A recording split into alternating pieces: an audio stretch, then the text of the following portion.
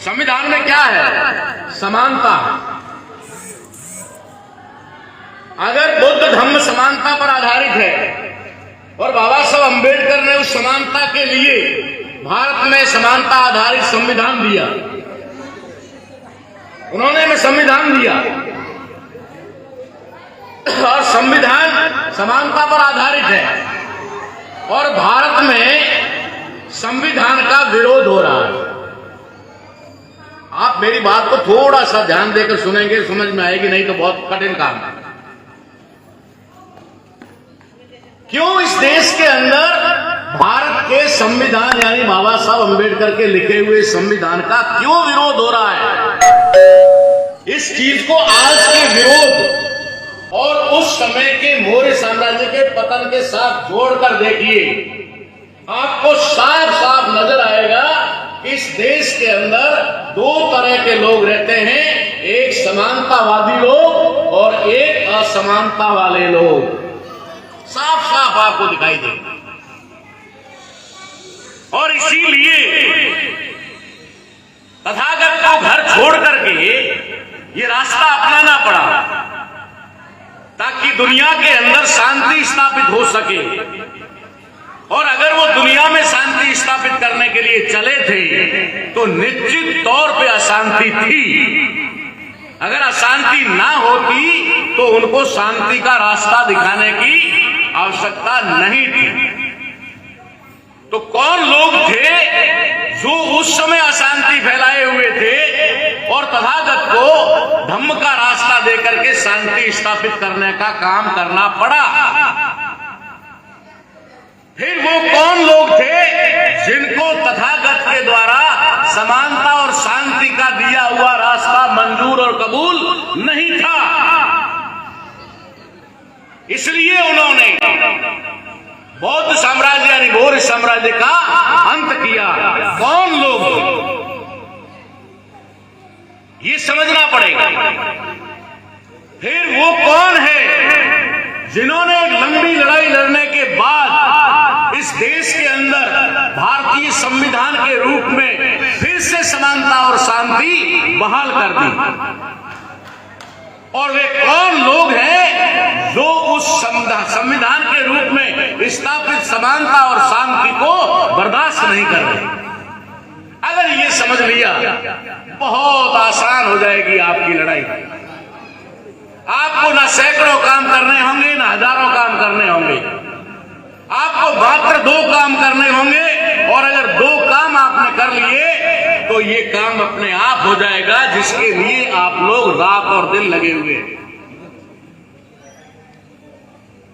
समझना ये है कि भारत के अंदर जिसको हम लोग जातिवाद कहते, वर्णवाद कहते, मनुवाद कहते, ब्राह्मणवाद कहते, इतना नाम लेते हम लोग, बहुत सारे नाम से जानते हैं ना उसको, लेकिन वे सारे के सारे नाम आप लोगों को गुमराह करने के लिए, ताकि आप वास्तविकता को न जान पाए।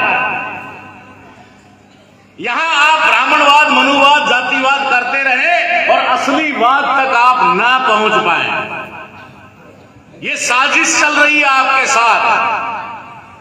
अब आप कहेंगे कि असली बात क्या है? इस देश में असली वाद जातिवाद नहीं है, वर्णवाद नहीं है और ना ही ब्राह्मणवाद है, ना मनुवाद है। इस देश में अगर कोई असली वाद है तो वो है नस्लवाद। नस्लवाद। इस देश में दो नस्लों के लोग हैं, दो नस्लों के लोग हैं, यही बताने के लिए आया। वरना बाबा साहब का गुणगान और करने के लिए तो कोई कमी नहीं है, बहुत सारे लोग आपको मिल जाएंगे। मैं आपको दुश्मन से रूबरू कराने आया। इस देश के अंदर दो नस्ल के लोग हैं। पहली नस्ल जो इस देश के मूल निवासी लोग हैं, जो इंडिजीनियस पीपल हैं, जो इस देश के मूल वंशी हैं, जिनके लिए बाबा साहब अम्बेडकर ने संविधान की प्रस्तावना में शुरू में लिखा, we the people of India, हम भारत के लोग, हम भारत के लोग। अरे बाबा साहब अम्बेडकर ने तो उस समय आपको इशारे में कह दिया था कि हम भारत के लोग, इसका मतलब वो भी कोई है जो भारत के नहीं है। बाबा साहब ने तो शुरुआत में ही आपके सामने खोल के रख दिया कि we the people of India, अर्थात भारत में कुछ लोग हैं जो भारत के नहीं हैं। हम तथागत को मानने वाले लोग, हम प्रकृति को मानने वाले लोग, हम इस देश के इंडिजीनियस लोग, शांति और समानता को चाहने वाले लोग हैं। हमारे ऊपर चाहे कितना ही अत्याचार क्यों ना हो जाए, कितना ही अन्याय क्यों ना हो जाए, हम बर्दाश्त कर लेते हैं, लेकिन किसी के साथ अत्याचार अन्याय करते नहीं हैं। ये हमारी ब्लड में है, हमारे खून में है, हमारी नस्ल में है।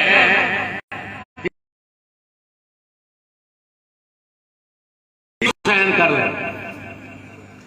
ये है भारत की नस्ल, ये है भारत की इंडिजीनियस पीपल। और एक नस्ल भारत के अंदर है जो कभी भी किसी को अपने बराबर बर्दाश्त नहीं कर सकती, पूरी दुनिया में अपने समान किसी को बर्दाश्त नहीं करती। ये भी एक नस्ल है जिसे आप लोग ब्राह्मण के रूप में जानते होंगे, विप्र के रूप में जानते होंगे, आर्य के रूप में जानते होंगे, यूरेशियन के रूप में जानते होंगे, बहुत सारे तमाम नाम आपके सामने आए होंगे, लेकिन इनकी रेस सामने नहीं आई, इनकी नस्ल सामने नहीं आई। और वो नस्ल है यहूदी। वो नस्ल क्या है? यहूदी। यहूदियों का इतिहास निकाल के पढ़ लेना। हमारा तो काम ही ये है, रात और दिन या तो लोगों को समझाते हैं या फिर कुछ ना कुछ खोज करते रहते हैं। दुनिया में एक ऐसी नस्ल है जिसे यहूदी के रूप में जाना जाता है। ये यहूदी नस्ल कभी भी किसी को अपने बराबर समानता से रहने के लिए मंजूर नहीं करती है। वो अपने आप को हमेशा श्रेष्ठ मानती है। वो कहते हैं कि हम सबसे श्रेष्ठ हैं, हम दुनिया में सबसे श्रेष्ठ हैं और हम ही अल्लाह, खुदा, ईश्वर, भगवान जो कुछ है उसके सबसे करीब है। ये मैं नहीं कह रहा, ये यहूदियों का इतिहास कह रहा। वरना अगर वो हमारे लोगों से असमानता का व्यवहार करते तो हम कबूल कर लेते, लेकिन वे वर्ण व्यवस्था में उच्च वर्ण के लोग क्षत्रियों के साथ में भी भेदभाव करते, क्षत्रियों के साथ भी भेदभाव करते हैं। इसका मतलब है कि वो अपने बराबर किसी को भी नहीं मानते। समानता की तो बात दूर है, वो किसी व्यक्ति को अपने बराबर मानने के लिए तैयार नहीं। तो ये जो समानता और असमानता की लड़ाई है, ये जो भारत के अंदर कई नामों से जानी जाती है, चाहे आर्य अनार्य के नाम से हो, विदेशी और मूल निवासी के नाम से हो, चाहे और कई नामों से हो, ये लड़ाई अगर इस देश से और दुनिया से खत्म करनी है तो आप लोगों को समझना होगा कि आज हम लोगों को बौद्ध धर्म का जो प्रचार प्रसार करना है, बौद्ध धर्म को जो भारत में स्थापित करना है, उसके लिए छोटे मोटे प्रयास हमें हमेशा जारी रखने चाहिए। मैं ये नहीं कहता कि नहीं रखने चाहिए, लेकिन मैं आपको एक तरीका बताने आया हूं। अगर आप भारत को बौद्धमय करना चाहते हो तो आप लोगों को पता ही नहीं है कि बाबा साहब अम्बेडकर 26 नवंबर 1950 के दिन भारत को संपूर्ण बौद्धमय करके चले गए। कर दिया था उन्होंने उसी समय। जिस दिन 26 नवंबर को भारत का संविधान देश में लागू हुआ, ये क्या है? आप लोगों की नजर में ये आरक्षण का पुलिंदा होगा, आप लोगों के अधिकारों का पुलिंदा होगा। आप लोग इसको जिस दृष्टि से देखना चाहे देख लीजिए, लेकिन मैं इसको कहता हूं यही धम्म है। बाबा साहब अम्बेडकर ने आपको धम्म दिया है, आप और हम इसे प्रस्तापित नहीं कर पाए, हम इस देश में इसको लागू नहीं कर पाए। भारत का संविधान जिस दिन भारत में 100% लागू हो जाएगा, संपूर्ण भारत बौद्धमय हो जाएगा। कहीं पर भी कुछ करने की जरूरत नहीं है। चाहे उनकी प्रस्तावना में वी द पीपल हो, चाहे राष्ट्रीय ध्वज के अंदर धम्मचक्र हो। हमारे लोगों को तो पता ही नहीं है कि राष्ट्रीय ध्वज में धम्मचक्र आया कैसे।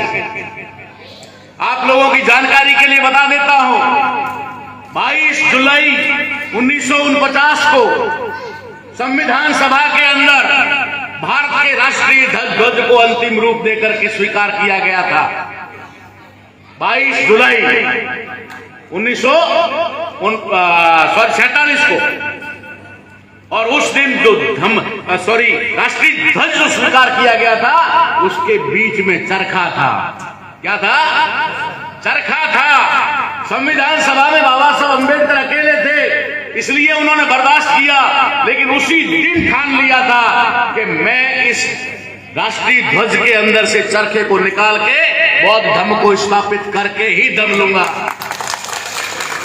और उन्होंने ठीक एक साल बाद 26 जुलाई 1948 के दिन उस राष्ट्रीय ध्वज के अंदर से चरखे को निकाल के बाहर फेंका और धम्म चक्र को स्थापित किया। यही तो धम्म था आपके राष्ट्रीय ध्वज के अंदर। अरे भारत का राष्ट्रीय ध्वज ही पंचशील का ध्वज है, जिसे तिरंगा कहकर के बदनाम किया जा रहा है।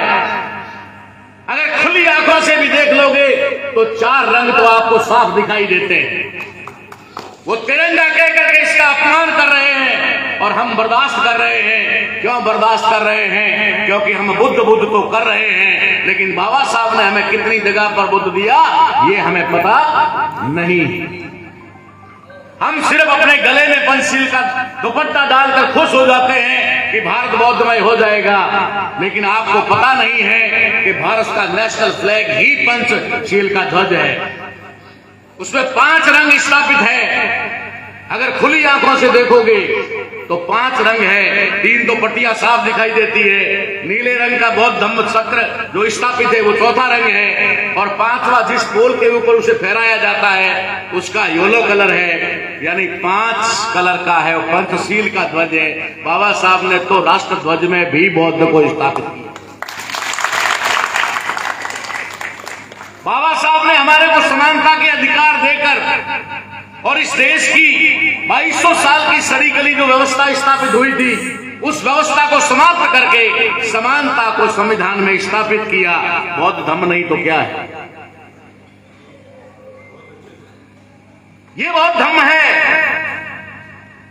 वो लोग हमसे टकराते हैं, आए दिन घटनाएं होती है, आए दिन वारदात होती हैं, आए दिन हमारे लोगों के साथ शोषण होता है, हत्याएं होती है, बलात्कार होते हैं। क्यों होते हैं?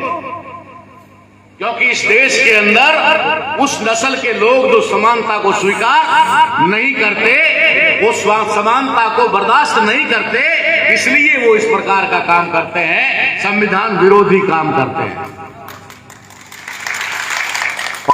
हमें क्या करना होगा? हमें भारत को बौद्धमय बनाना है तो सिर्फ दो काम करना होगा, सिर्फ 2 काम। पहला काम,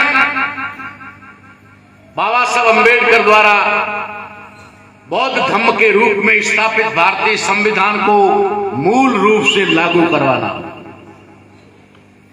अगर आपकी डिमांड आज की है तो मैं आपके पक्ष में नहीं हूं कि आज का संविधान लागू किया जाए, नहीं, क्योंकि इसके अंदर 150 से ज्यादा अमेंडमेंट करके आपके संविधान को खोखला कर दिया है। हमारी मांग होनी चाहिए बाबा साहब अम्बेडकर का लिखा हुआ ओरिजिनल संविधान लागू हो,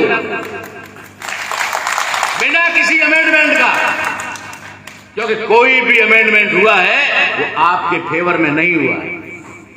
अगर किसी भी प्रकार का संशोधन संविधान में हुआ है तो आपके अधिकारों को समाप्त करने के लिए किया गया है।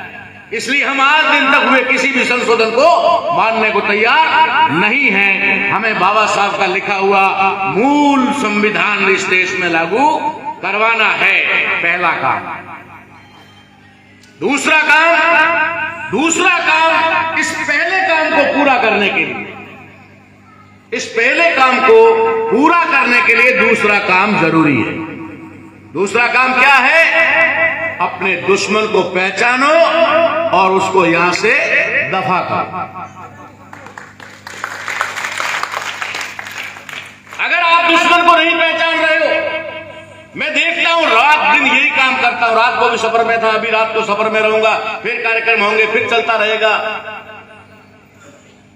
लगातार हम कार्यक्रमों में रहते हैं। साल में कम से कम 300 दिन तक तो लगातार कार्यक्रमों में रहते हैं। हम जानते हैं कि हमारे लोग बहुत कुछ करते हैं, इतना करते हैं कि उनकी तारीफ करो इतना कम, लेकिन रिजल्ट नहीं आता, परिणाम नहीं आता। क्यों नहीं आता? क्यों हम वो सब करते हैं जो हमें नहीं करना चाहिए। हम हमेशा मंचों पर जाकर अगर माइक मिल जाए तो फिर तो बोलने में कोई कसर नहीं छोड़ते। हमारे साथ ऐसा हो रहा है, हमारे साथ में ऐसा हो रहा है, सारा करते हैं। कई बार थोड़ा चल के बोल भी देते हैं। वो लोग इतना तो बोल देते हैं, क्या बोलते हैं? वो हमारे साथ ऐसा कर रहे हैं। अरे थोड़ा ये भी बोल दो, वो कौन? और जब तक ये नहीं बोलोगे कि वो कौन, कुछ भी नहीं होने वाला। क्योंकि आपका समाज तो पहले से ही अंधा है, आपका समाज तो पहले से ही गुमराह है, इनोसेंट है, और फिर आप उसको गुमराह करके छोड़ते हैं कि वो हमारे साथ ऐसा करते हैं। तो कई लोग हमारे सोच लेते हैं ये आसमान वाले तारे हमारे साथ हैं, क्योंकि वो कौन? कई सोच लेते हैं ये पेड़ पौधे हमारे साथ ऐसा करते हैं। वो कौन? हमें आइडेंटिफाई करना होगा वो कौन, और हम आइडेंटिफाई कर चुके हैं। इसलिए आपको बताने आए हैं, इस देश के अंदर दुनिया की सबसे खतरनाक कौम के लोग, जिन्हें पूरी दुनिया यहूदी के रूप में जानती है और वे पूरी दुनिया को गुलाम बनाकर रखना चाहते हैं, आपको ही नहीं, या भारत को ही नहीं, पूरी दुनिया के इंडिजीनियस लोगों को वो अपना गुलाम बनाकर रखना चाहते हैं।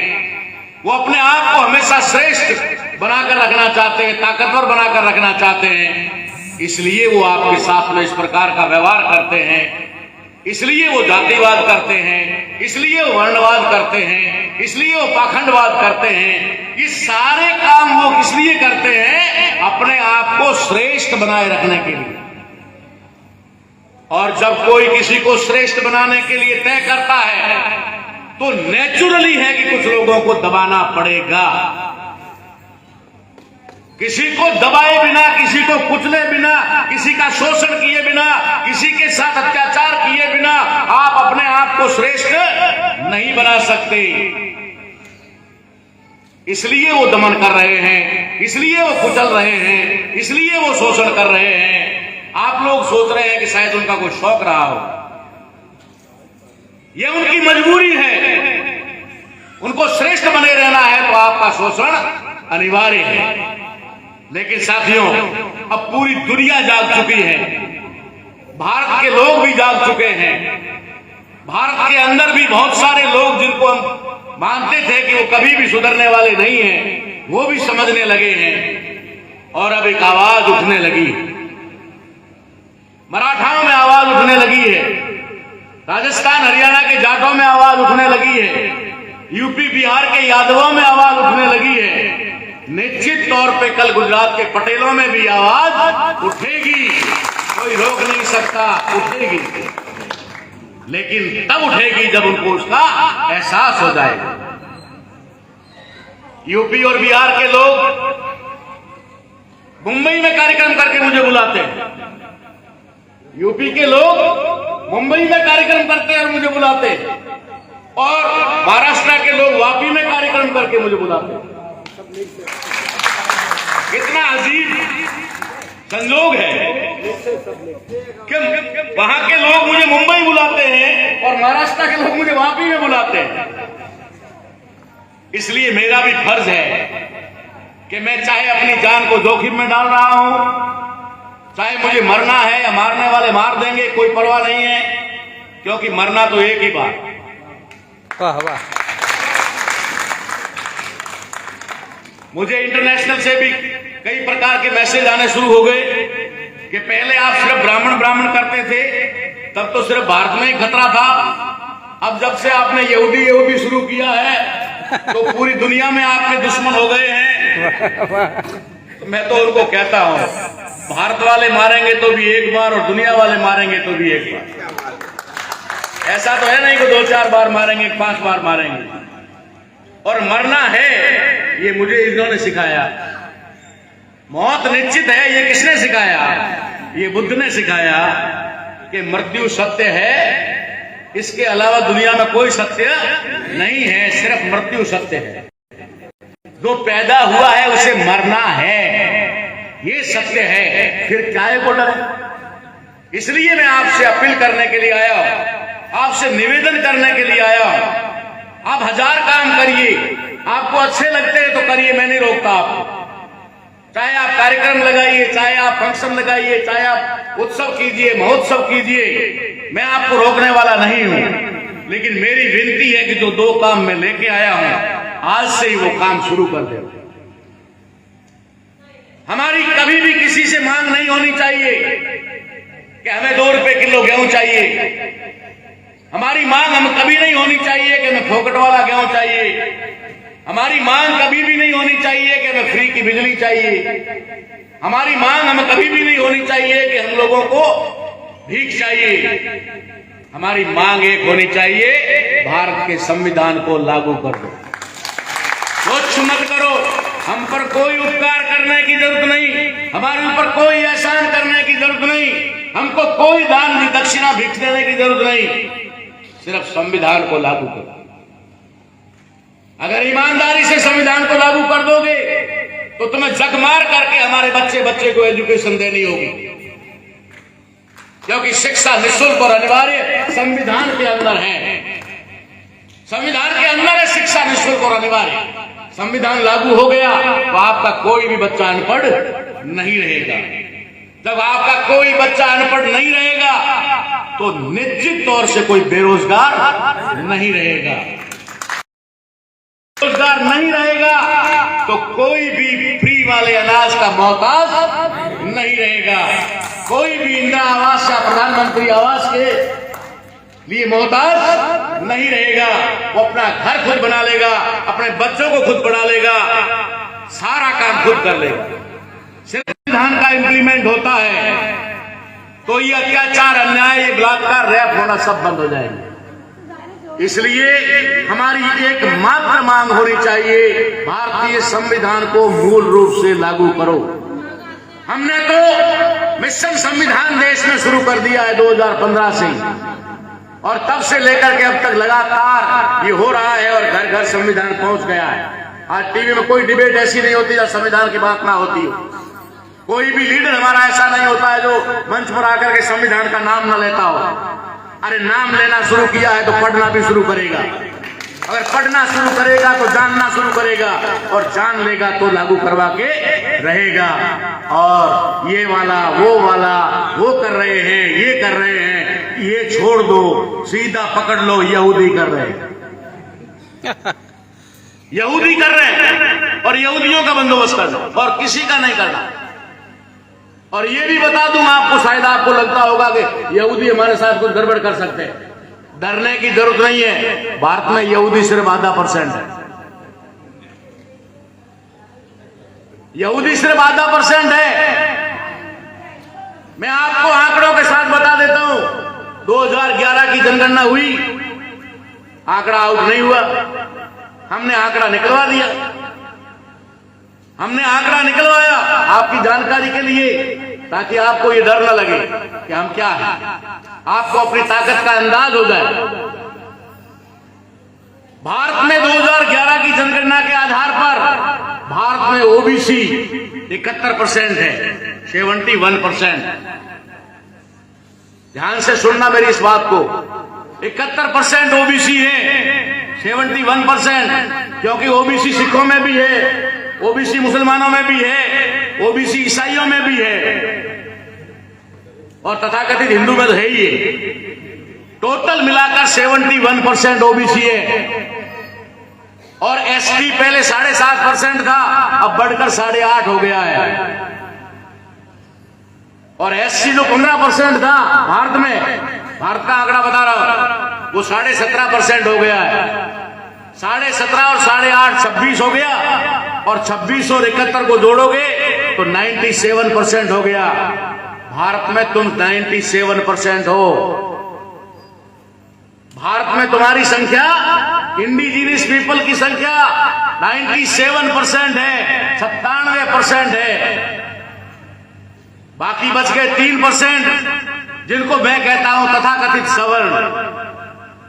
तथाकथित सवर्ण, उसमें 1.5% क्षत्रिय है, 1% वैश्य है और आधा % यहूदी है।